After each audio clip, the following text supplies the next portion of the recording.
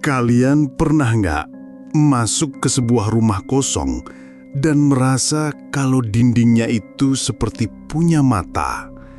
Nah, gimana kalau di rumah ini dindingnya bukan cuma punya mata, tapi juga punya mulut? Halo semuanya, selamat datang kembali di segmen cerita horor. Malam ini kita akan menyelami sebuah kisah nyata tentang seorang pria dan sebuah rumah yang menyimpan suara-suara dari masa lalu.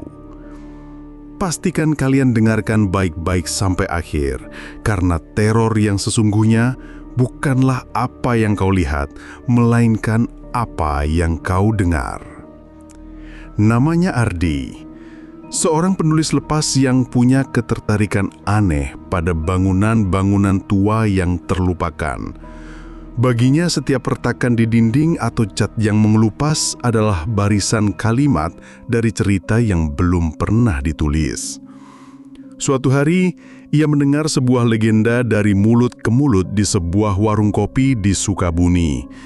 Legenda tentang rumah bisikan, sebuah rumah peninggalan Belanda yang katanya tidak dihuni oleh hantu penampakan, melainkan oleh arwah yang terperangkap dalam bentuk gema. Ardi merasa tertantang. Ia berhasil menemukan lokasi rumah itu di sebuah jalan yang sepi, sedikit jauh dari keramaian kota. Rumah itu berdiri megah namun menyedihkan. Dua pilar besar yang dulu kokoh kini dipenuhi lumut, dan tamannya yang luas telah berubah menjadi hutan kecil yang liar. Jendela-jendela besar dengan kaca patri yang kusam menatap kosong ke arah jalan seolah buta. Tidak ada aura jahat yang menusuk, hanya rasa sepi yang begitu pekat hingga terasa berat di dada. Dengan izin yang sudah ia kantongi dari ahli waris jauh yang bahkan tak pernah berani menginjakkan kaki di sana, Ardi mendorong pagar besinya yang berderi nyaring. Ia melangkah masuk ke halaman melewati rumput setinggi lutut. Pintu utama yang terbuat dari kayu jati tebal itu tidak terkunci. Saat ia membukanya, aroma pengap dan lembab langsung menyergap hidungnya. Di dalam, semua perabotan masih ada ditutupi kain putih yang sudah dekil karena debu puluhan tahun, membuatnya tampak seperti barisan nisan di dalam ruangan. Ardi mulai melakukan pekerjaannya. Ia mengeluarkan kamera dan buku catatannya, mengabadikan setiap sudut ruangan. Ruang tamu dengan piano yang besar dan bisu, ruang makan dengan meja panjang yang kosong, dan sebuah tangga kayu melingkar yang tampak rapuh. Ia menyentuh dindingnya, merasakan tekstur plester yang dingin dan sedikit basah. Semuanya terasa normal, hanya sebuah rumah tua yang lapuk dimakan waktu. Ia sama sekali tidak merasakan kehadiran apapun. Matahari mulai turun dan cahaya orange menerobos masuk melalui jendela-jendela kotor, menciptakan bayang-bayang yang panjang yang menari di lantai. Ardi memutuskan untuk tinggal lebih lama, mungkin sampai malam, untuk benar-benar merasakan jiwa dari rumah itu. Ia duduk di salah satu sofa yang kayaknya sudah ia singkirkan, hanya ditemani hening. Namun, keheningan itu tidak bertahan lama. Saat langit di luar sudah benar-benar gelap, Ardi mulai mendengarnya.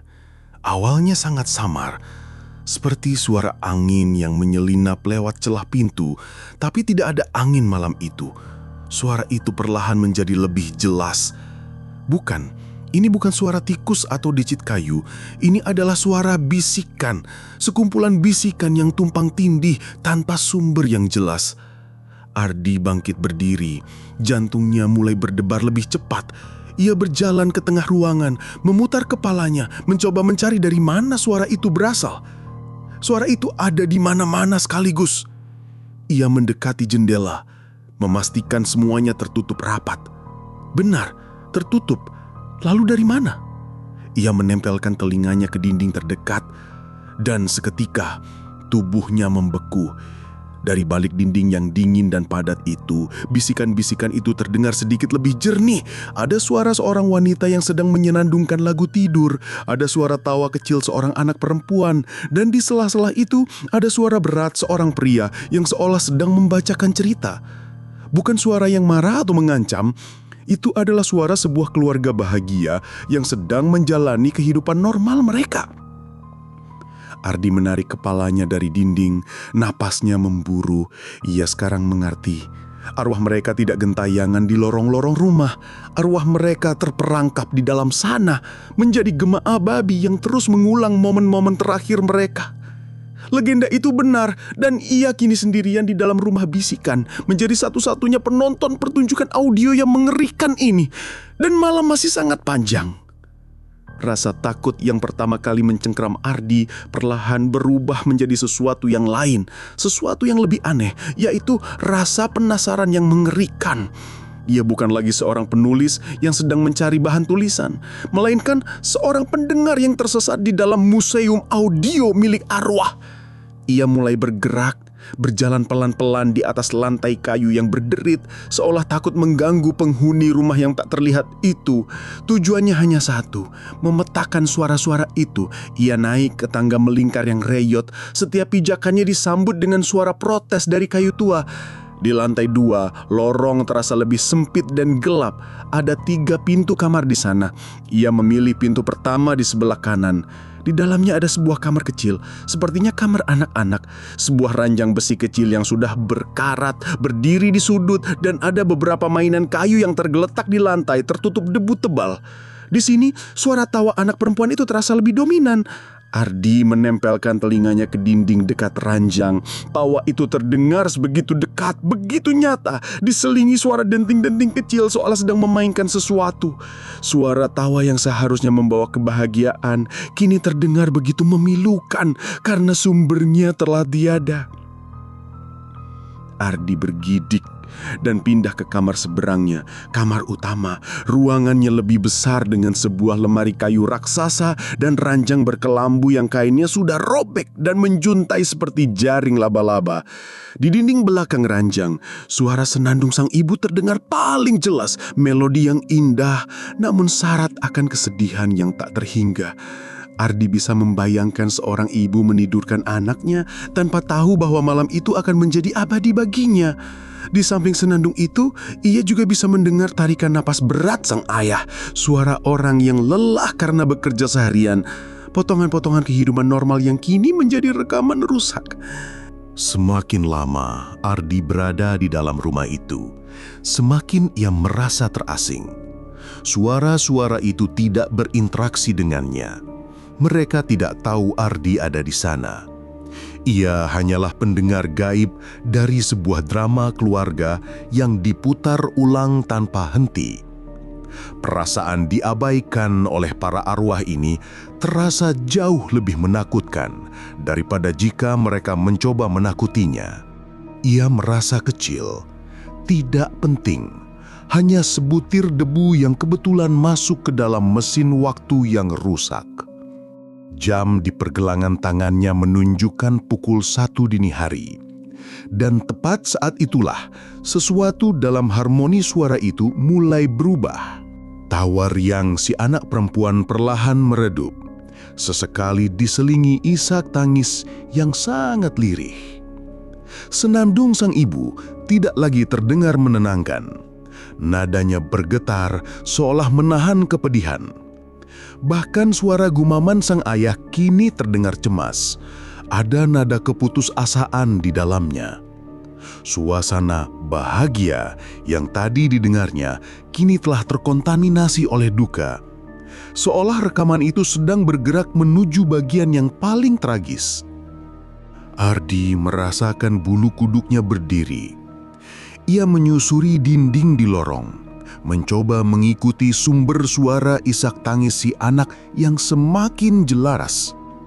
Jarinya meraba-raba permukaan dinding yang kasar, dan tanpa sengaja ia merasakan secarik kertas dinding yang longgar. Didorong oleh sebuah insting, ia menarik ujung kertas itu. Plester di baliknya rontok, menampakkan sesuatu yang membuat jantungnya serasa berhenti berdetak.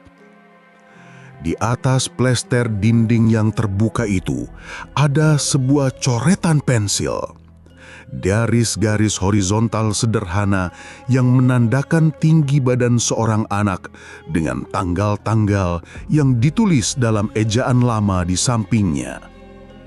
Di puncak garis terakhir tertulis sebuah nama dengan gaya tulisan tangan yang indah. Anna. Di bawahnya, sebuah tanggal dari hampir 100 tahun yang lalu.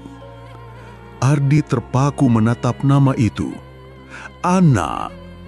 Nama dari tawa dan isak tangis yang sejak tadi menemaninya. Bukti fisik itu membuat semuanya terasa 1000 kali lebih nyata. Ia tidak lagi mendengar gema tanpa nama. Ia sedang mendengarkan penderitaan Anna.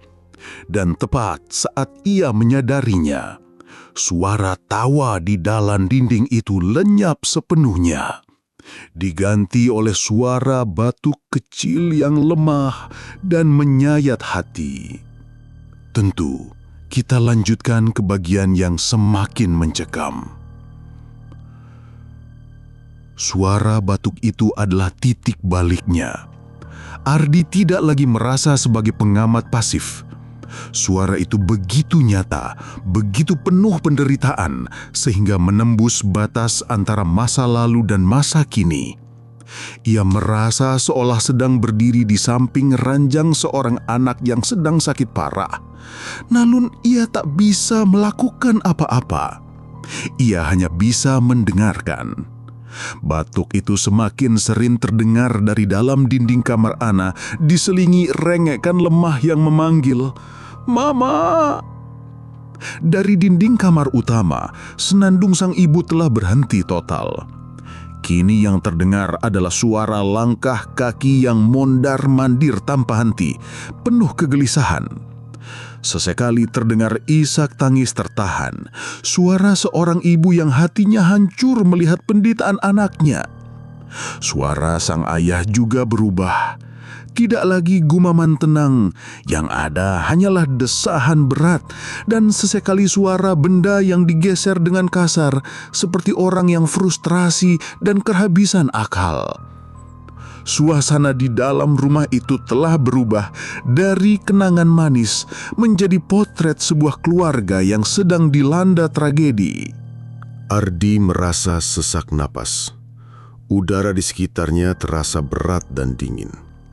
Ia ingin lari dari rumah itu, meninggalkan rekaman penderitaan ini. Tapi kakinya seolah terpaku di lantai. Ada bagian dari dirinya yang merasa harus mendengarkan cerita ini sampai selesai, seolah ia telah ditunjuk menjadi saksi bisu terakhir dari drama keluarga ini.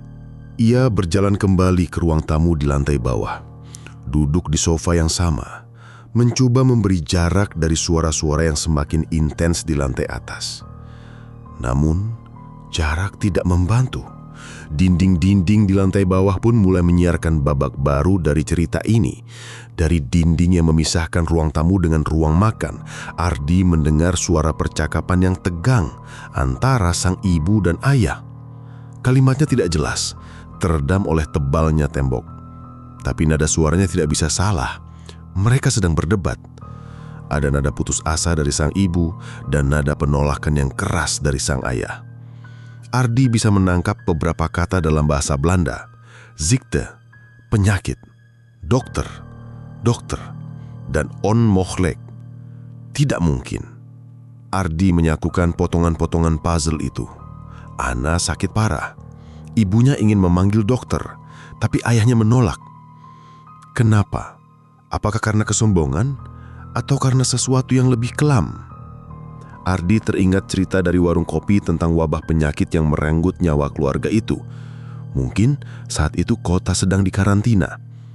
Memanggil dokter sama saja dengan mengundang petugas untuk membawa paksa seluruh keluarga ke tempat isolasi yang mengerikan, tempat di mana orang lebih sering masuk daripada keluar. Mungkin sang ayah berusaha melindungi keluarganya dengan cara yang salah, mengurung mereka di dalam benteng yang ia pikir aman. Tiba-tiba, suara baru muncul dari dalam dinding, suara yang membuat darah Ardi serasa membeku. Itu adalah suara jeritan. Jeritan melengking seorang wanita, penuh dengan rasa sakit dan kehilangan yang tak terbayangkan. Jeritan itu datang dari arah kamar Ana. Ardi tahu apa artinya itu. Rekaman itu telah sampai pada momen kematian Ana. Setelah jeritan itu, keheningan total menyelimati rumah. Semua suara berhenti.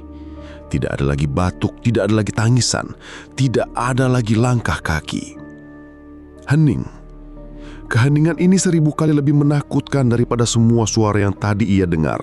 Itu adalah keheningan kematian, keheningan yang menandakan akhir dari sebuah harapan. Ardi duduk gemetar di sofa, matanya menatap kosong ke dalam kegelapan. Ia pikir ceritanya sudah berakhir. Ia salah besar. Karena setelah beberapa menit yang terasa seperti selamanya, sebuah suara baru mulai terdengar, suara yang belum pernah ia dengar sebelumnya, suara langkah kaki yang menuruni tangga, pelan, berat, dan nyata. Sesuatu yang memiliki wujud fisik, kini sedang bergerak di dalam rumah itu dengannya.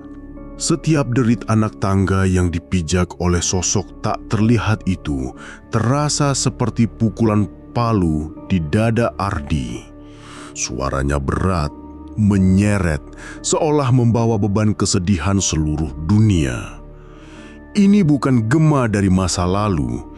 Ini adalah kehadiran fisik yang nyata, yang berbagi ruang dan udara dengannya saat ini. Rasa takut yang dingin menjalari tulang punggungnya, melumpuhkan setiap otot. Ia merosot di balik sofa, menahan napas hingga paru-parunya terasa sakit, berusaha menjadi tak terlihat di dalam kegelapan yang pekat. Langkah kaki itu sampai di dasar tangga dan berhenti. Selama beberapa detik yang terasa abadi, tidak ada suara apapun selain detak jantung Ardi sendiri yang bergemuruh di telinganya. Ia memberanikan diri untuk mengintip dari celah antara sandaran sofa dan bantalannya. Di remang-remang cahaya bulan yang menerobos jendela kotor, ia melihatnya. Bukan penampakan yang jelas, melainkan sebuah siluet. Sosok seorang jangkung dan kurus, berdiri membelakanginya. Sosok itu tampak lebih gelap dari kegelapan di sekitarnya, seolah menyerap semua cahaya. Ardi tidak bisa melihat wajah, pakaian, atau detail apapun. Hanya bentuk manusia yang terbuat dari bayangan dan keputusasaan. Sosok itu tidak bergerak ke arahnya. Sebaliknya, ia berjalan perlahan menuju dinding ruang tamu.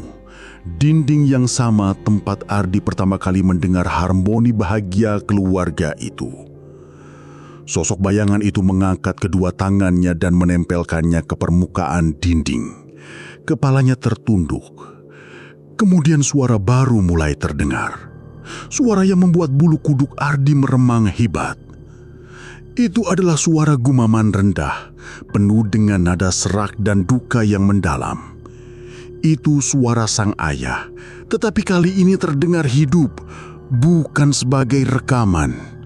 Ia sedang menggumamkan serangkaian kata yang tidak Ardi mengerti, seperti sebuah mantra atau doa yang diucapkan dengan putus asa. Ardi seketika sadar. Ia tidak sedang mendengarkan kenangan. Ia sedang menyaksikan momen penciptaan kutukan itu sendiri. Saat gumaman itu semakin keras, seluruh rumah seolah merespon. Dinding-dinding di sekeliling Ardi mulai bergetar samar. Suara dengungan rendah muncul dari mana-mana seolah rumah itu sendiri sedang mengerang kesakitan. Lalu suara-suara arwah sang ibu dan anak kembali terdengar. Namun kali ini sama sekali tidak seperti sebelumnya. Senandung lembut sang ibu kini berubah menjadi raungan pilu yang menyayat hati. Tawar yang Ana berubah menjadi jeritan tajam yang bergema tanpa henti. Rumah itu bukan sekedar penyimpan gema.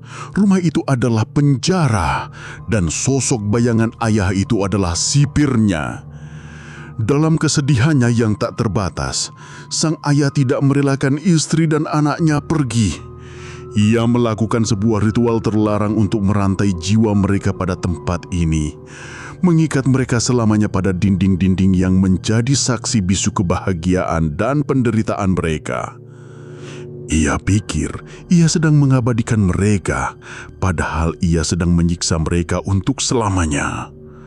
Suara raungan dan jeritan dari dalam dinding semakin menjadi-jadi, bercampur dengan gumaman sang ayah, menciptakan paduan suara neraka yang menggedor-gedor gedang telinga dan kewarasan Ardi. Ia menutup telinganya dengan kedua tangan sekuat tenaga, tetapi sia-sia.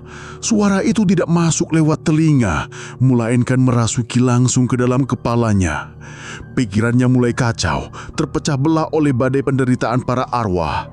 Dalam kepanikannya, Ardi tidak sengaja menyenggol sebuah vas bunga tua yang berdiri di meja kecil di samping sofa.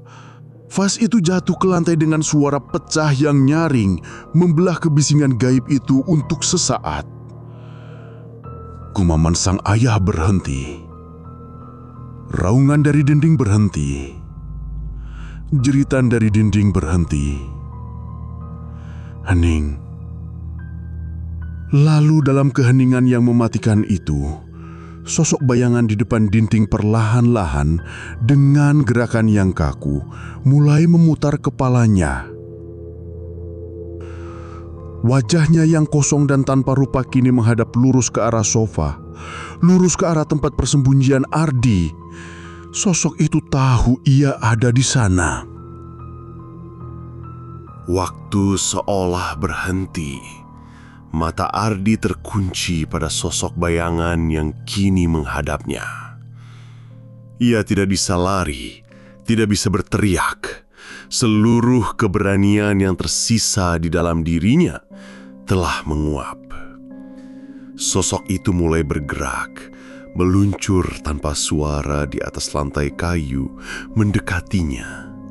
Bukan berjalan, tapi mengambang rendah dengan gerakan yang salah dan tidak wajar. Namun, saat sosok itu mendekat, suara-suara di dalam dinding meledak sekali lagi. Kali ini, mereka tidak lagi terdengar seperti gema yang tak peduli. Mereka terdengar panik dan seolah ditujukan langsung kepadanya. "Pergi!" Raungan suara sang ibu dari dalam dinding di sebelah kirinya. "Lari, lari!" Jarit suara Ana dari dinding di kanannya. Arwah ibu dan anak itu dalam siksaan abadi mereka masih memiliki sisa kesadaran untuk memperingatkan satu-satunya makhluk hidup di dalam penjara mereka. Mereka tidak ingin Ardi menjadi korban selanjutnya dari kesedihan egois sang ayah. Peringatan putus asa mereka berhasil menyetrum sistem saraf Ardi yang lumpuh. Ia tersentak seolah baru saja disiram air es. Naluri untuk bertahan hidup mengambil alih. Ia bangkit dengan gerakan kasar, menjatuhkan kursinya ke belakang dan berlari membabi buta ke arah pintu utama. Ia tidak berani menoleh ke belakang, tetapi ia bisa merasakan hawa dingin yang menusuk dari sosok itu sangat dekat di belakangnya. Raungan dan jeritan dari dalam dinding mencapai puncaknya, menjadi perisai audio yang hiruk pikuk, seolah berusaha menghambat pergerakan sang ayah. Tangan Ardi yang gementara akhirnya berhasil meraih gagang pintu yang besar dan dingin. Ia menariknya, tapi pintu itu macet, terkunci oleh karat dan waktu. Kepanikan membuncah di dada Ardi.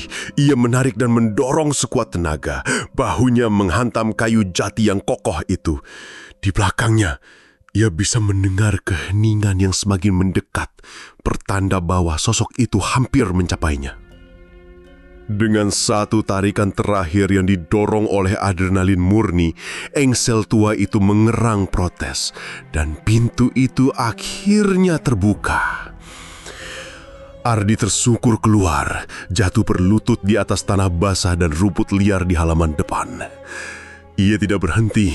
Ia merangkak, lalu bangkit dan berlari tanpa menoleh ke belakang, melewati pagar yang rusak, menyeberangi jalan yang sepi, dan terus berlari hingga napasnya habis dan ia roboh di bawah cahaya kuning temaram dari sebuah tiang lampu jalan. Ia memberanikan diri melihat kembali ke arah rumah itu. Semuanya tampak tenang, gelap, sunyi, dan diam. Seolah tidak ada apapun yang pernah terjadi.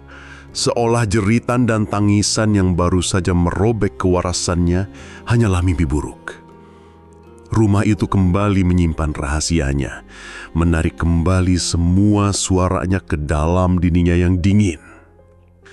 Ardi selamat. Ia meninggalkan Sukabumi keesokan paginya dan tidak pernah kembali. Artikel tentang rumah bisikan tidak pernah ia tulis. Ia mencoba melupakan malam itu, menganggapnya sebagai halusinasi akibat kelelahan dan sugesti. Tapi ia tidak bisa. Karena terkadang di tengah keheningan malam yang paling pekat, saat ia sendirian di kamarnya yang aman dan modern, ia masih bisa mendengarnya. Sebuah bisikan yang sangat lirih, nyaris tak terdengar. Suara isak tangisan seorang gadis kecil. Rumah itu memang melepaskannya pergi, tetapi sepotong kecil dari penderitaannya, sebuah gema dari kesunyiannya ikut terbawa keluar dan kini terperangkap selamanya di dalam benak Ardi.